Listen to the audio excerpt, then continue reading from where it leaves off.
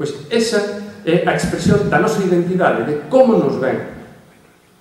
Para min é realmente sintomático ese envío, esa mostra de solidaridade. Porque eso tamén é a nosa expresión da identidade. Cando falamos de identidade é como nós creemos que somos e como os demais creen que nós somos.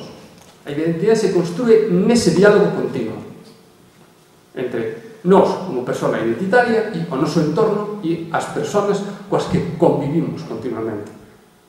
E volvo outra vez a ese terminal de aeroporto, onde ven ese avión Santiago-Madrid, aterran Barajas e empezan a sair pasaxeiros. Posiblemente o personal de terra da compañía aérea empece a ver baixar xente pola escalinata e continuamente empece a taxonomizar, a identificar, a clasificar. Pois este de Galicia, este si é alto, rubio, é do norte de Europa, este si é... Realmente, esa forma de crear cultura e de identidade, de crear identidade, de crear a sociedade, é como nos apropiamos do mundo. É como nos interpretamos a sociedade, interpretamos a realidade, creamos lazos. Outra vez, a esquerda e o socialismo. E quixera rematar como frecuentemente fago cando discuto cun liberal, que é meténdome con multiculturalismo. Vos sabedes que os multiculturalistas teñen unha forma moi curiosa de entender a identidade. Para un multiculturalista, que non deixa de ser un liberal disfrazado, deixámoslo aí, para un multiculturalista todas as sociedades son boas, a pluralidade é boa, a diferencia é boa. A palabra que máis se repite no lexicón do multiculturalista é tolerante. Hai que ser tolerantes. A pregunta é, cal é a tolerancia de un multiculturalista?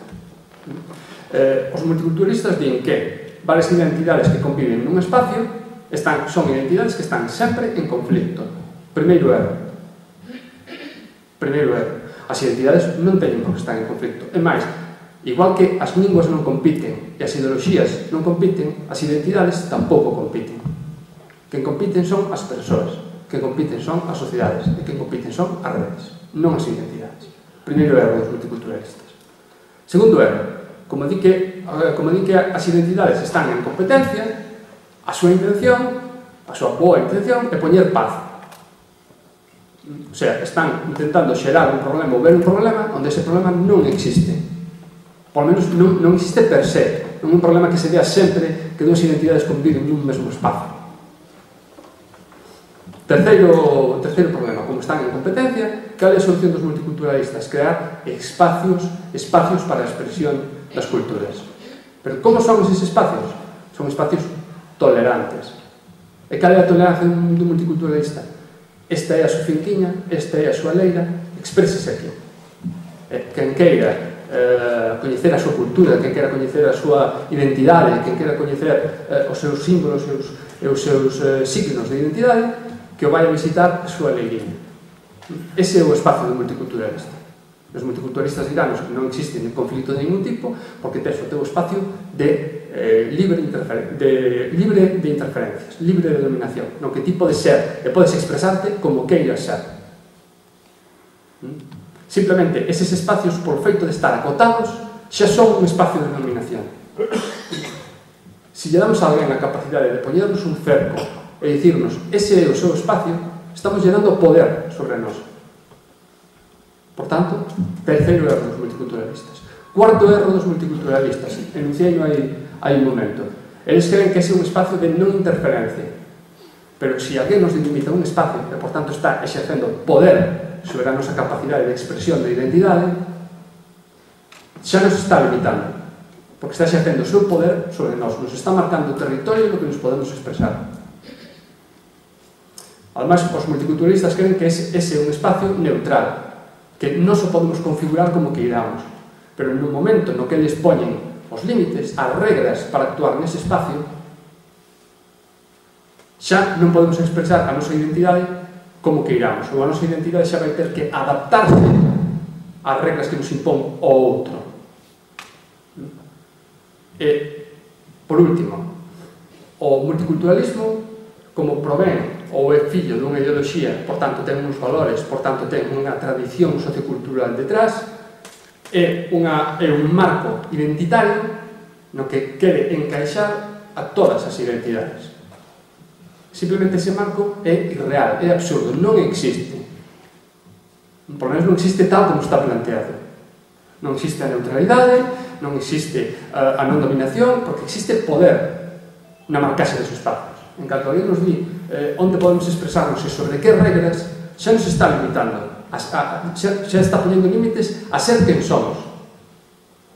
Cando, e volvo ao comezo, o ser quen somos, a nosa identidade, a nosa expresión, depende única e exclusivamente da nosa relación co entorno e da nosa relación con quen nos rodea. Cando alguén está poñendo regras, cando está poñendo marcos a esa capacidade de interacción, xa nos está limitando.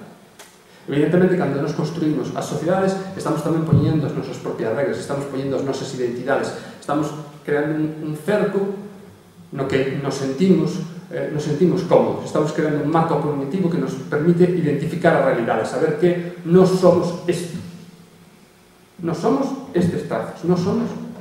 Existe tamén unha marcaxe, existe unha limitación, existe unhas regras de convivencia, pero unha cousa é que as regras de convivencia as marquemos entre todos, que é a esencia da democracia, que as regras as marquemos entre todos, sobre todo das democracias constitucionais. Outra cousa que existen caracteres culturais particulares de uns poucos os que intenten marcar as regras de xogo para todos os demais. No caso da esquerda, ademais, cometemos un erro moi frecuente. Pensamos que somos minoría cando non nos somos. No Parlamento de Galicia hai ahora mesmo unha forza conservadora que ten 38 representantes e dúas forzas progresistas de esquerda que teñen 37 representantes. Pero que non debemos esquecer nunca é que esas dúas forzas progresistas, en número de votos, teñen máis votos que a forza conservadora. É que se este sistema electoral se rexira por xente e non por fórmulas, nós seríamos máis neste Parlamento. É que, en contra do que creo que é unha opinión bastante mayoritaria en Galicia, Galicia é unha sociedade dominantemente progresista e dominantemente de esquerdas. O noso principal problema da esquerda en Galicia é a comunicación.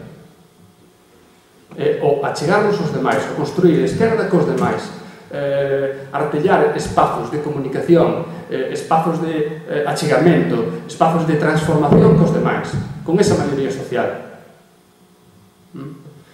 Por iso eu estou tan encantado, tan agradecido por estar aquí, porque espazos como este se podan reproducir, porque en espazos como este é como nunha pequena folerpa de neve, posiblemente o comezo de algo, dun diálogo. A esquerda ten un problema de identidade nestes momentos, non ten moi claro que é nin que quere ser, pero sí que ten claro unha cousa sempre activo, que son os seus valores e os seus principios. Esos están claros.